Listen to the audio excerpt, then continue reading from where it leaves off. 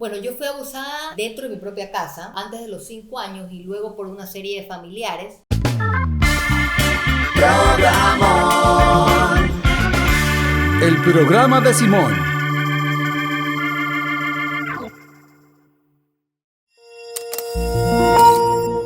En su infancia, Paola fue abusada sexualmente. Uno de sus abusadores fue su padre. En su infancia, Ricardo también fue abusado sexualmente. Uno de sus abusadores fue su hermano.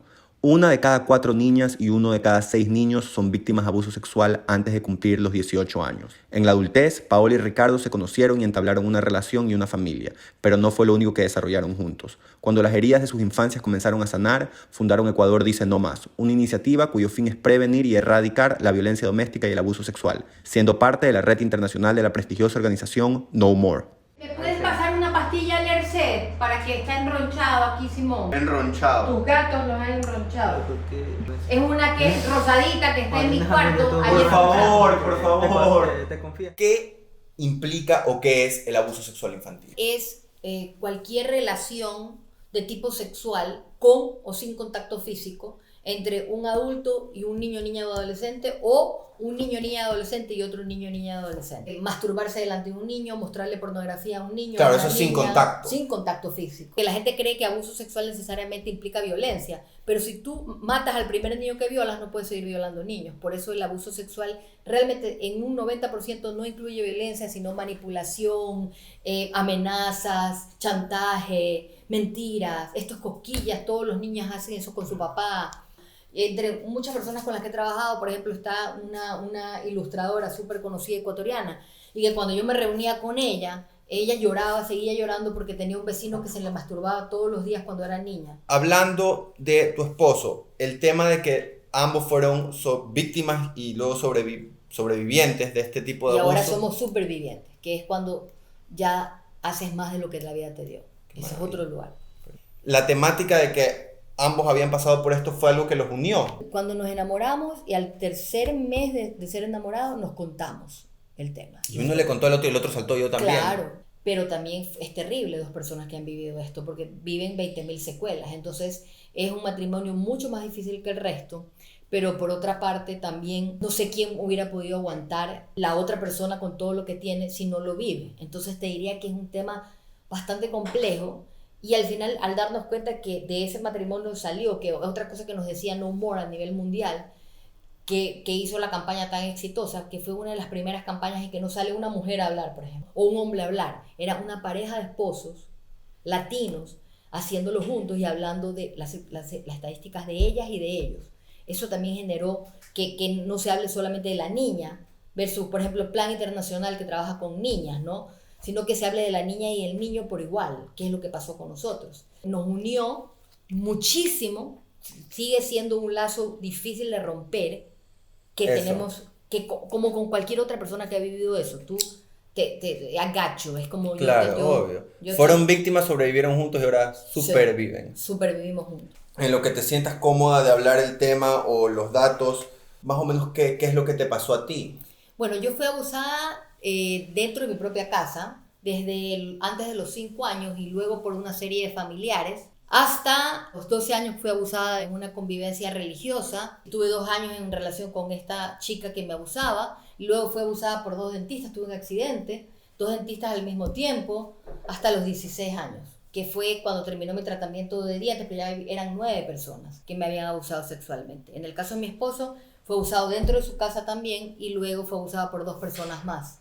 La mayoría de las personas que hemos sido víctimas, usualmente hay más de una persona que lo abusan, porque lo que te permite es la falta de patrones de crianza protectores. El abuso sexual es un crimen de oportunidades. Los agresores sexuales son personas, piensen en Bill Cosby, por ejemplo. Un predador. Un dios. O Michael Jackson, un dios. Puede hacer lo que le da la gana. Michael Jackson es un dios del rock, la cultura pop, con mucho poder.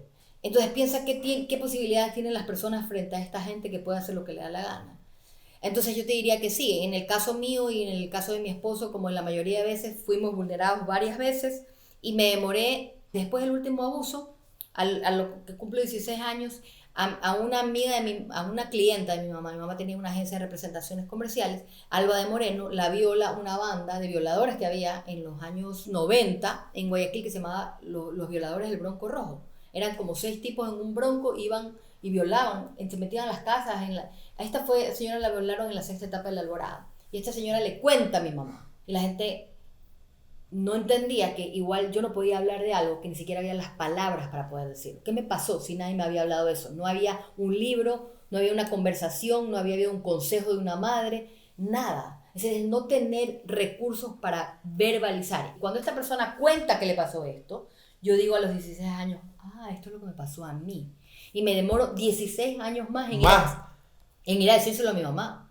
Cuando mi abusador principal se enferma y viene a mi casa con la ropa y dice, yo casada con 2 hijos, y viene y dice, voy a vivir contigo. Ahí yo entré en una etapa de convulsionaba, y fui y le dije a mi mamá, pensando que mi mamá iba a decir, yo te defiendo, lo meto preso, y lo que mi mamá hizo fue, a mí también me violaron, ¿qué te quejas?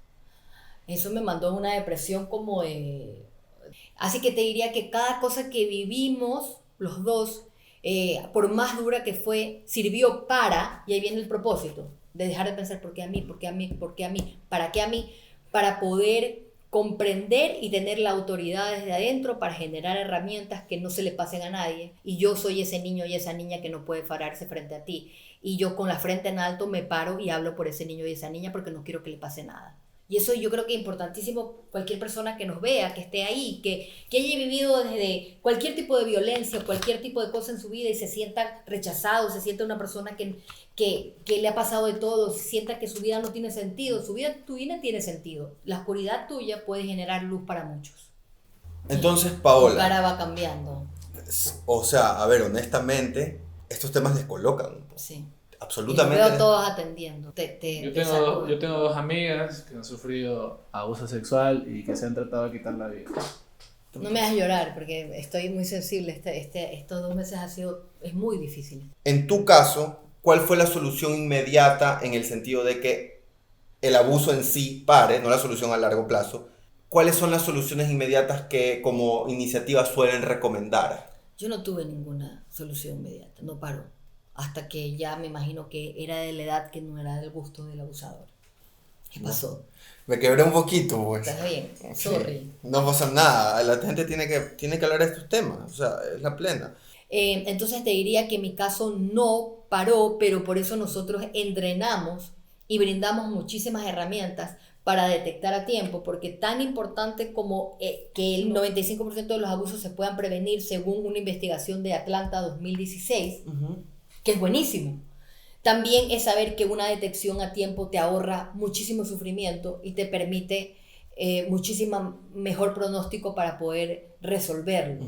Recuerda que ante el abuso tienes la prevención antes de que pase, la detección en el momento que está pasando, la intervención, que es el apoyo psicológico, la asistencia legal, etcétera, meter preso al agresor.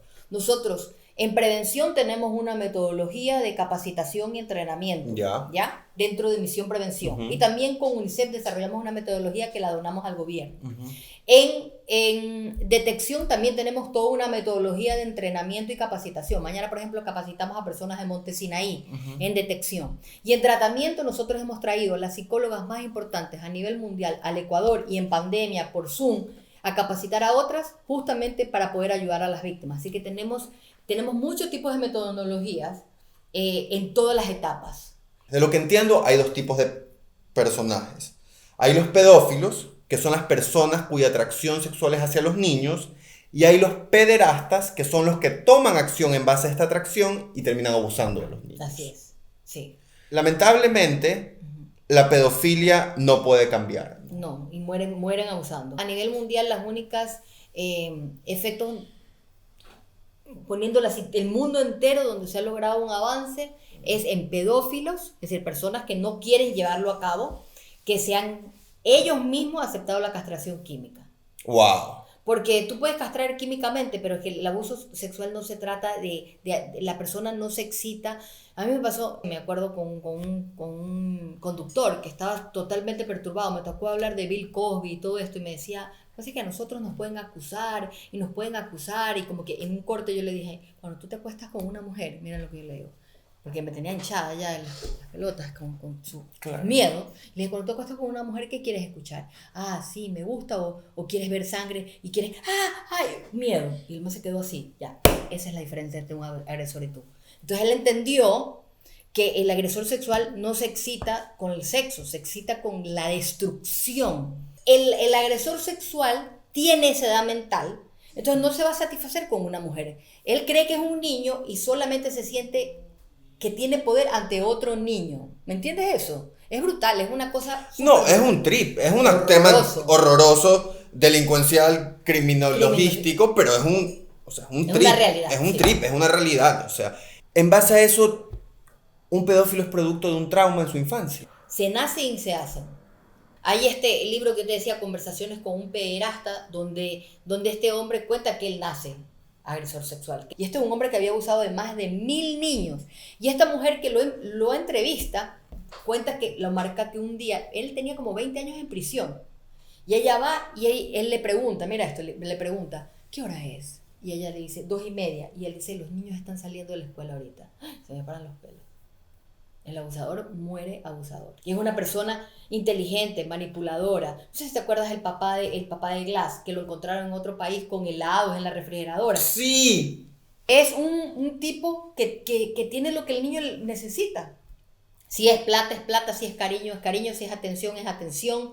Y ese caso fue enterrado, ¿no? Sí, qué bestia, ¿no? Pero para que tú veas, porque siempre hay un tema político o de corrupción o de que la misma sociedad no quiere hablar, porque muchísimas personas hemos sido víctimas y como la gente nunca se atrevió a hablar, todavía está en este concepto de víctima y le duele hablar de esto. Y el hecho de que es una enfermedad, eso no es excusa legal para que ellos no es una enfermedad. Existe un problema a nivel psicológico en esta persona, obviamente, por toda una serie de factores.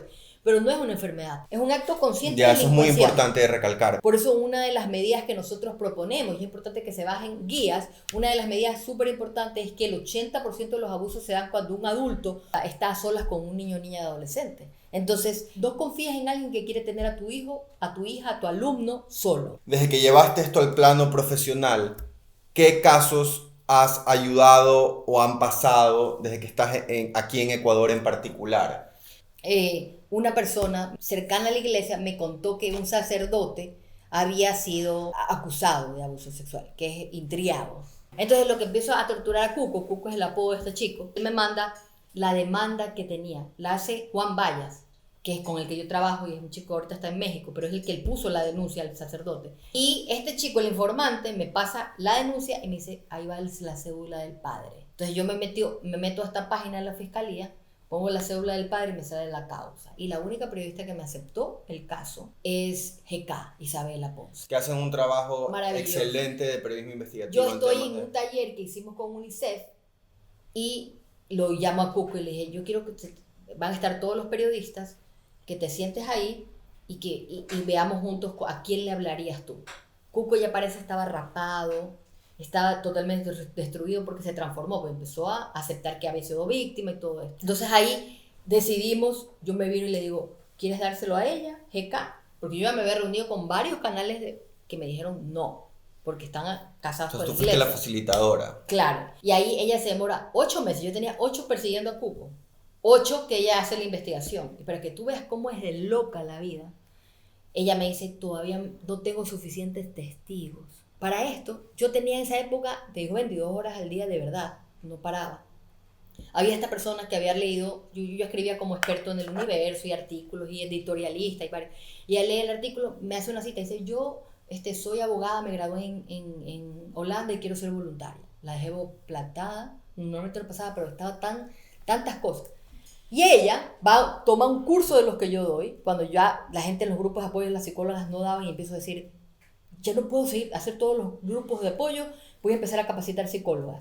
Ella va a este curso, porque yo la dejé plantada, empieza a atenderse con la psicóloga de la organización, viene aquí un día, y aquí se para y me dice, un día saliendo de San Marino, cuando yo tenía 15 años, mi papá me estaba esperando al frente, yo salí, me secuestraron a mí, a mi amigo, a mi amiga, y llevaron y nos hicieron ver a mi amiga ser violada en un lugar.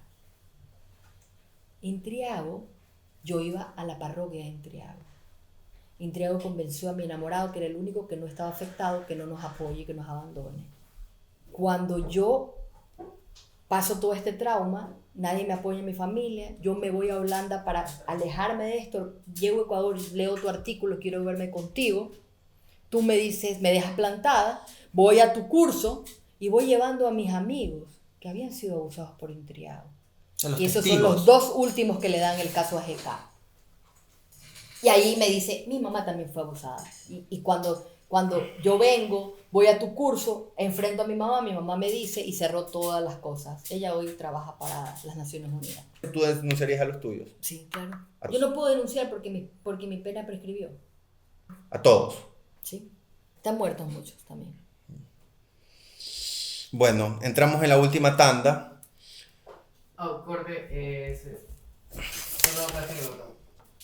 ¿Por qué crees tú que hay abuso sexual infantil en círculos de poder tan diversos como algo como la iglesia y algo como la industria del entretenimiento o las élites de finanzas como Jeffrey Epstein?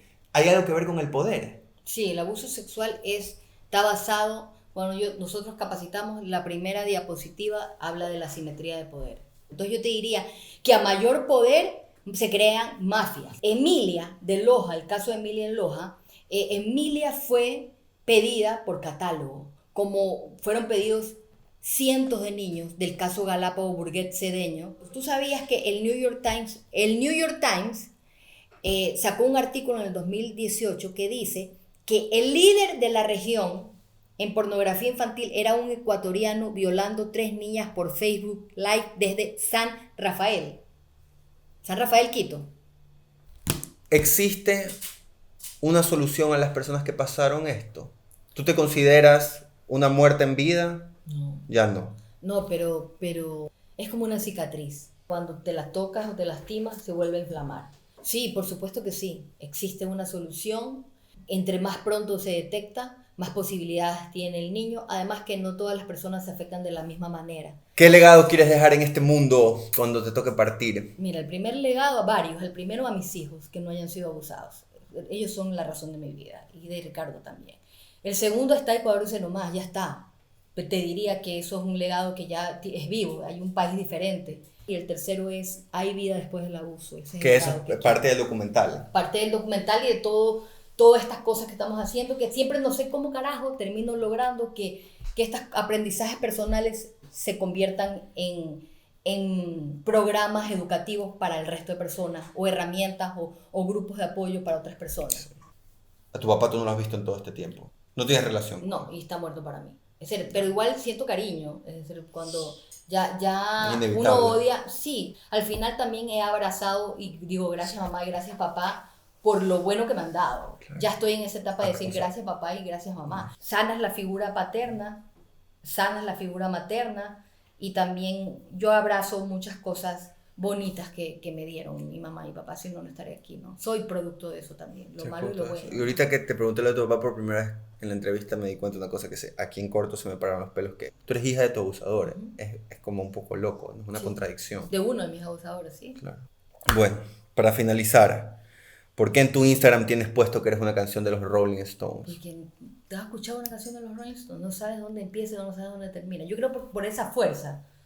Sí, soy rock and roll, puro rock and roll. Bueno, te agradezco muchísimo por este tiempo. Quiero que sepas que puedes contar conmigo. El tema me da pánico, pero al mismo tiempo creo que hay que ayudar, especialmente en algún tema periodístico que me gusta tanto. Y en serio, muchísimas, o sea, estoy un poquito traumado. Muchísimas gracias por tu tiempo y nada, por el ejemplo que eres, la verdad. Bueno, y decirte que gracias a ti y a las 4 personas, es decir, tú y tu equipo que están aquí, porque para mí sola sería imposible sacar adelante esto. Esto se ha construido con millones de manos y millones de personas. Este programa se verá y hay alguien que escuchará, habrá sido víctima o habrá podido ayudar a una víctima, y esto irá a un lugar al que no podríamos ir si no fuera a través de la participación de un equipo. Así que solo juntos podemos acabar con la violencia sexual y el abuso sexual. En serio. Gracias. Programón, el programa de Simón.